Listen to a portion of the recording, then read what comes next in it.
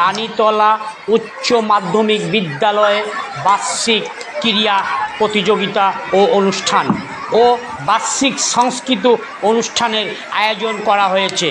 সেই ছবি তুলে ধরেছে রিয়া নিউজের প্রতিনিধি। মুর্শিদাবাদ রানীতলা থেকে দীপঙ্করের রিপোর্ট, রিয়া নিউজ। আজকে যে রানীতলা উচ্চ মাধ্যমিক যে স্কুল আছে, যে আপনাদের ক্রীড়া প্রতিযোগিতা হচ্ছে, কততম এবং এই বিষয়ে কিছু বলুন।